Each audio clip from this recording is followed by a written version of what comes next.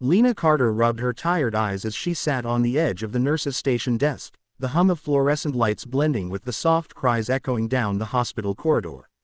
It had been a long night, too long, and she still had another hour before her shift ended. Her scrubs were wrinkled, her hair falling out of its bun, and her phone kept buzzing in her pocket with unread messages from her sister, Chloe, who was waiting for news about the baby being delivered in the maternity ward that night. Lena was supposed to text her as soon as the child arrived. When the delivery finally happened, Lena smiled despite her exhaustion. The baby, tiny, pink, and healthy, was sleeping peacefully in the incubator beside his new adoptive parents. It was a beautiful moment, one that made all her sleepless nights worth it. She stepped out into the hallway to send Chloe an update. Her fingers flew over the screen as she typed, "The baby is here, and he looks just like his father." She meant it jokingly. Chloe's husband had been so nervous all week, but before she could even check twice, she hit send. Seconds later, her phone vibrated again. She glanced down at the contact name and froze. The message hadn't gone to Chloe. It had gone to Ethan Gray. Lena's heart skipped. The name was unmistakable. The CEO of Gray Tech, one of the biggest corporations in the city.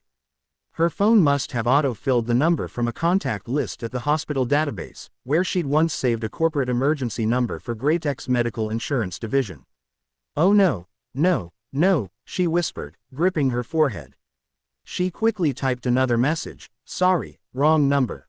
But before she could press send, the hospital's intercom buzzed. "Nurse Carter to room 203, urgent." With a groan, she shoved the phone into her pocket and sprinted down the hall. By the time the emergency was over, a patient with a mild panic attack, her phone had died. No charger, no battery, and no way to undo the mistake. Across town, in a penthouse office that overlooked the sleeping city, Ethan Gray leaned back in his chair, staring at his phone. He'd just wrapped up a late-night board meeting, surrounded by numbers, reports, and silence. When the unexpected message came in, "The baby is here, and he looks just like his father," it froze him mid-sentence. He frowned, scrolling through the unknown number. It wasn't familiar. His logical mind immediately dismissed it as spam or a misdial, but something about the message felt personal.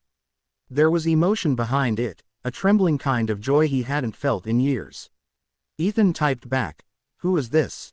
He waited. Nothing. Minutes passed, then an hour. He checked again. Still no response. The longer he looked at the message, the heavier it felt.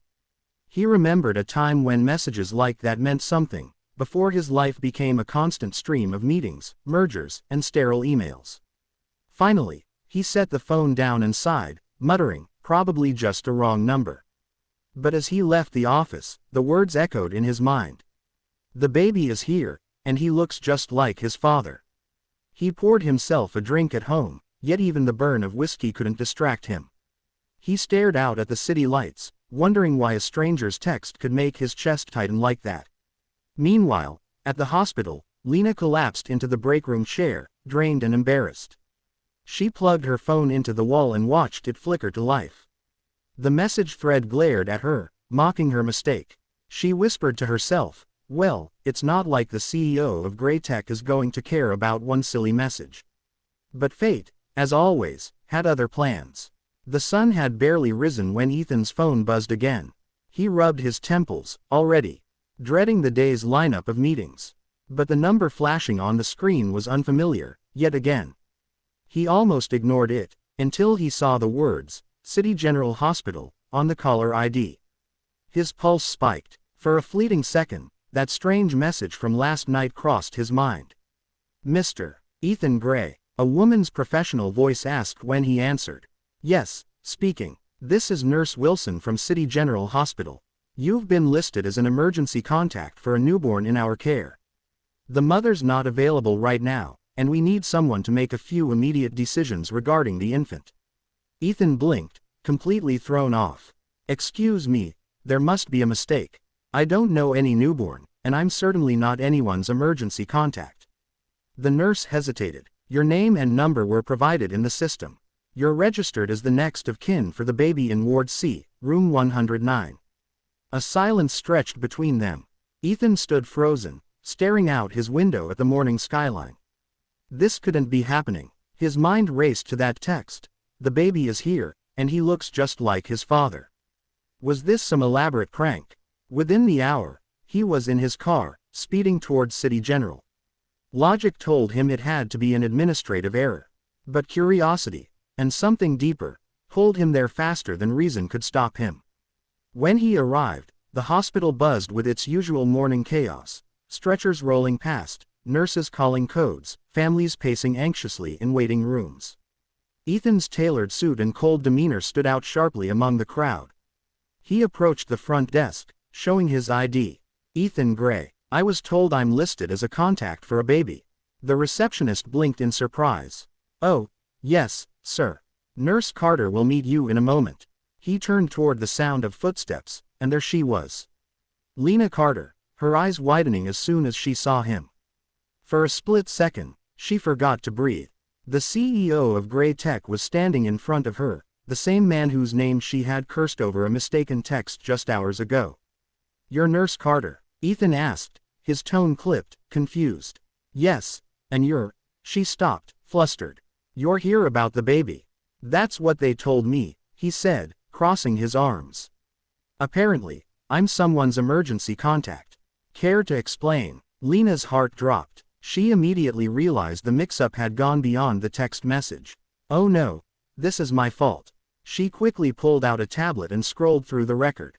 The baby's paperwork must have synced incorrectly with the hospital's insurance database. Your company's account is linked to our system. I must have accidentally input your ID code instead of another patient's. Ethan arched a brow. So you're saying this entire mess is because of a typo? She nodded, cheeks flushed. And, I think I might have also texted you by mistake last night. He stared at her, momentarily speechless. That was you. Lena winced. I was exhausted. I meant to text my sister, she's adopting. It wasn't meant for you. For a moment, Ethan said nothing. Then, despite himself, he chuckled softly. The sound caught Lena off guard. It was warm, unexpected, human. Well, he said finally, I suppose that explains the mysterious baby. Before she could respond, a nurse rushed over with the newborn bundled in a blanket. Nurse Carter, the baby's awake, and crying for food. The sound of the baby's soft wail filled the space between them. Ethan's gaze softened instantly. Without thinking, Lena handed him the small bundle so she could prepare a bottle. Ethan hesitated but then held the child carefully, awkwardly, like someone afraid to break something precious. The tiny baby blinked up at him, eyes wide and trusting. Ethan felt something shift in his chest, a warmth he hadn't known in years. The sterile walls, the hospital noise, everything faded until there was only that small heartbeat against his suit. Lena glanced over her shoulder, watching him cradle the infant with surprising gentleness. In that quiet moment, neither of them said a word, but something unspoken sparked, the kind of connection that no wrong number could have created by accident. The day dragged on inside the hospital, but for Ethan and Lena, time seemed to move differently, slower, heavier, and yet strangely lighter than either expected. What started as an awkward mix-up had turned into something neither of them could walk away from just yet. Every few minutes, another form appeared, another clarification was needed, and somehow they kept ending up side by side. Ethan had long grown used to controlling meetings, people, outcomes. But nothing about this place could be controlled. Babies cried, monitors beeped, nurses hurried by.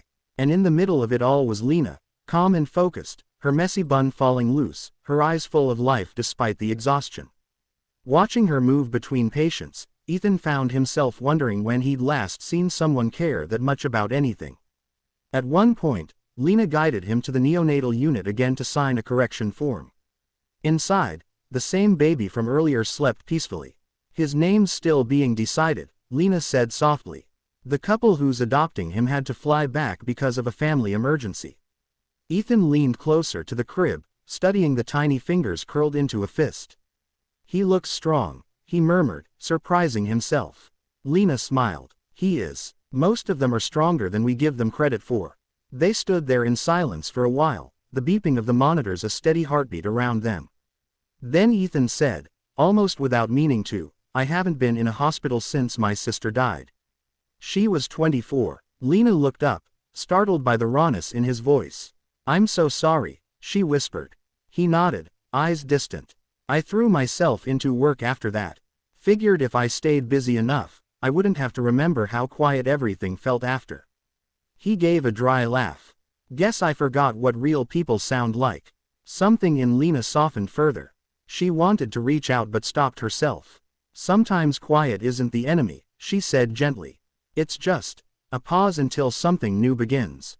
Ethan looked at her, really looked, not as a nurse or a stranger, but as someone who had somehow walked straight through his walls without even trying. They went for coffee later in the hospital cafeteria. The air smelled faintly of disinfectant and burnt espresso, but for the first time, Ethan didn't mind. They talked about simple things: her years in nursing school, his first failed business pitch, her favorite shift snacks. Laughter came easier than either expected. When his driver called, Ethan didn't answer. He stayed until Lena's shift ended, helping her carry donation boxes to the reception desk. It was absurd, the CEO of Gray Tech hauling cardboard, but she didn't tease him for it. She just smiled and said, "You're not so bad at taking orders, Mr. Gray." He chuckled. "Don't tell my board that." And when they finally stood outside beneath the fading sky, Ethan hesitated before getting into his car. "You know," he said quietly, "maybe that text wasn't such a mistake after all." Lena's lips curved into a shy smile. "Maybe not." And somewhere inside the hospital, the baby's faint cry echoed, like the beginning of something neither of them could quite name yet. Days later, the mix-up had long been cleared. The real adoptive parents had returned, papers were fixed, and Ethan's name was finally erased from the hospital records. Still, he couldn't shake the memory of that small child's heartbeat against his chest, or the nurse who'd turned an embarrassing mistake into something strangely unforgettable. He told himself to move on. He was the CEO of Gray Tech, a man with no time for distractions. But late at night, when his office emptied and the city went quiet, he caught himself glancing at his phone, half expecting another message from her. Lena, too, tried to convince herself it was over. The world she lived in was far from his: late-night shifts, cafeteria lunches, endless patience. Men like Ethan didn't belong in her story. But still, she caught herself remembering the way he'd smiled when holding the baby, the way he'd listened when she spoke. She'd seen compassion behind the sharp lines of his face, and it lingered in her thoughts long after he left. One evening, after another exhausting double shift, Lena stepped out of the hospital, the cold wind brushing her face. Her phone buzzed in her pocket. She pulled it out, expecting a message from her sister, and froze. It was him. "Ethan Gray. Dinner tonight." No mistaken texts this time. Her heart skipped. She hesitated, rereading the message twice.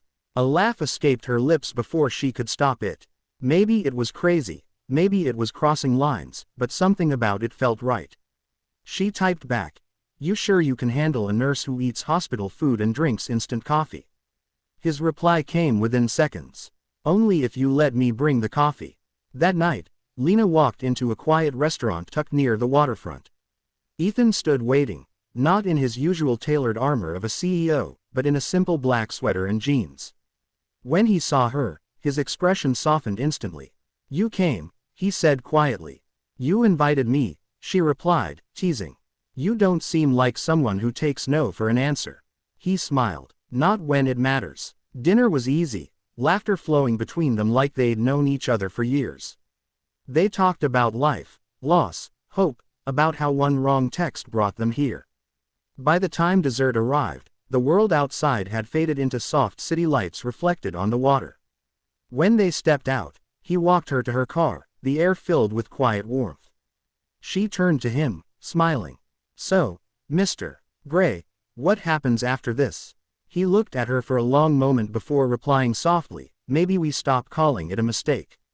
Weeks later, hospital staff whispered stories, how the powerful CEO had donated new equipment to the neonatal unit, how he sometimes dropped by just to check on things.